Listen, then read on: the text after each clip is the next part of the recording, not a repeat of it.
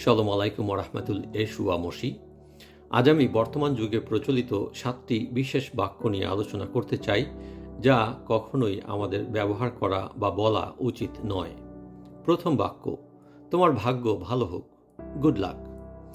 এশুয়া মসিহে বিশ্বাসী হিসেবে আমরা কিন্তু কোনো ভাগ্যের উপরে নির্ভর করি না, বরং আমরা মাবুদ ইলহিমের সাহায্য ও নির্দেশনার উপরেই নির্ভর করি। যদি লাইগা যায়, এরকম কোনো অনিশ্চিত সুযোগের উপরে নির্ভর না করে বরং মাবুদ ইলহিমের পরিকল্পনার উপরে বিশ্বাস রাখুন।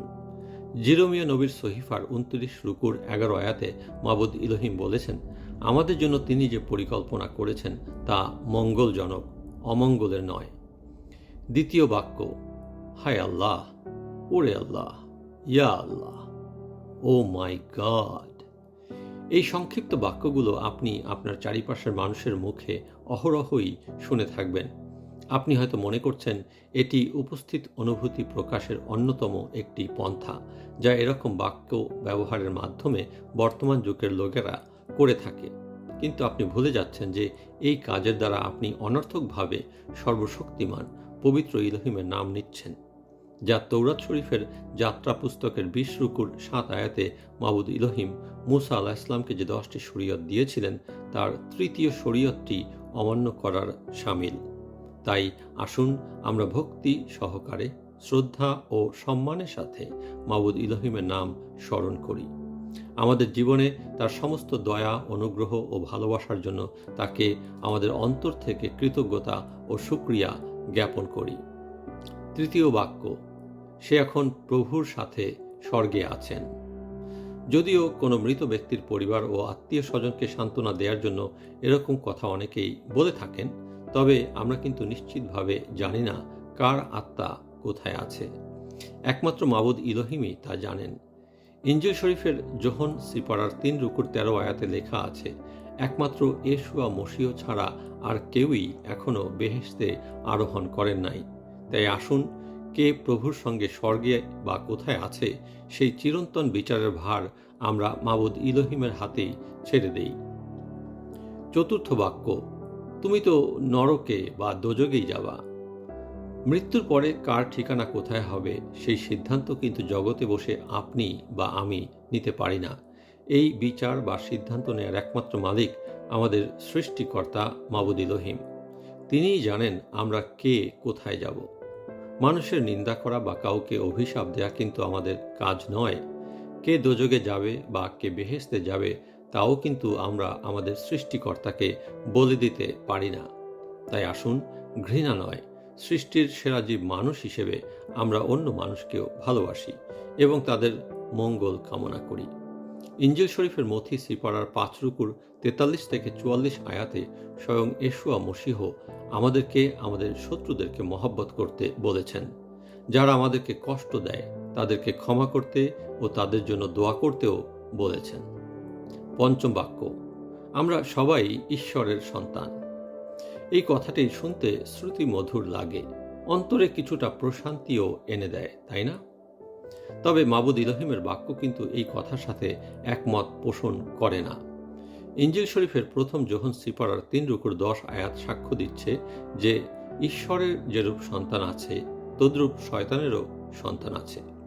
বাক্য বলছে যে যারা ন্যায় কাজে নিজেদের ব্যস্ত রাখে না এবং ভাইকে মহব্বত করে না, তারা মাবুদ ইলহিমের সন্তান নয়, তারা শয়তানের সন্তান। তাই কিভাবে মাবুদ ইলহিমের সন্তান হওয়া যায় তা বোঝাটা খুবই জরুরি। ইনজিল শরীফের গালাতীয় সিপারার 3 রুকুর 26 আয়াত বলছে যে একমাত্র এশুয়া মসিহের উপরে ঈমান আনার মাধ্যমেই আমরা মাবুদ ইলহিমের সন্তান হতে পারি। ষষ্ঠ বাক্য, এশুয়া মসিহকে বিশ্বাস করো, তাহলেই তুমি পরিত্রাণ পাবে। ইনজিল শরীফের ইব্রানি সিপারার 11 রুকুর 6 আয়াত সাক্ষ্য দিচ্ছে যে ঈমান ছাড়া খোদাকে সন্তুষ্ট করা অসম্ভব। কারণ খোদার কাছে যে যায় তাকে ঈমান আনতে হবে যে খোদা আছেন এবং যারা তার ইচ্ছামতো চলে তারা তার হাত থেকে তাদের পাওনা পায়। তাই খোদাকে বা মাবুদ ইলহিমকে বিশ্বাস করা খুবই গুরুত্বপূর্ণ এবং সেই খোদার উপরে আমাদের ঈমানকে আমাদের কর্মের মধ্যে দিয়ে প্রমাণ দেয়াটাও খুবই গুরুত্বপূর্ণ। কারণ ইনজিল শরীফের ইয়াকুব সিপারার 2:17 বলছে যে যে ঈমানের সাথে কর্ম যুক্ত নেই সেই ঈমান মৃত। তাই ইয়েশূয়া মসীহের উপরে ঈমান আনাই যথেষ্ট নয়। ইয়েশূয়া মসীহের সমস্ত শিক্ষাকে ও তার জীবনাদর্শকে এই জাগতিক জীবনের প্রতিটি ক্ষেত্রে পালন করা এবং অন্যদেরকেও শিক্ষা দেওয়াও সেই ঈমানেরই অংশ। যদি তা করতে পারেন, একমাত্র তাহলেই আপনি পরিত্রাণ পাবেন। 7ম বাক্য, বিচার করবেন না। কারো পাপকে দেখিয়ে দেয়া আর কারো বিচার করা কিন্তু সমান নয়।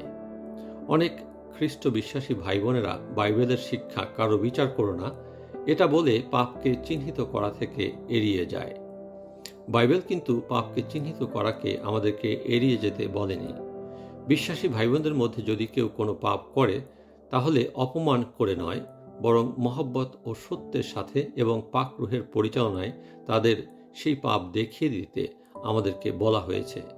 যেমন ইঞ্জিল শরীফের গালাতীয় সিপারার 6:1-2 বলা হয়েছে, ভাইয়েরা, তোমাদের মধ্যে যদি কেউ হঠাৎ কোনো গুনাহে পড়ে যায়, তবে তোমরা যারা পাকরূহের অধীনে চলাফেরা করছো, তোমরা তাকে তুলে এনো। তবে খুব নরম মনোভাব নিয়ে তোমরা এই কাজ করো এবং নিজেদের বিষয়ে সতর্ক থেকো, যাতে তোমরাও গুনাহে না পড়ো। তোমরা একে অন্যের ভার বয়ে নিও। এইভাবেই তোমরা ঈসা মসীহের আইন পালন করতে পারবে। আমি বিশ্বাস করি আজকের শিক্ষা আপনাদের সকলের আত্মিক চক্ষুকে উন্মোচন করতে কিছুটা হলেও সাহায্য করবে, এবং সাথে সাথে দোয়া করি যেন মাবুদ ইলোহিম আপনাদের সকলকে সাংসারিক শত কাজের ব্যস্ততার মাঝেও তার পাক কালাম সমূহ মনোযোগ দিয়ে পড়তে, বুঝতে, বিশ্বাস করতে ও পালন করতে তৌফিক দান করবেন। আমেন। শুকরিয়া।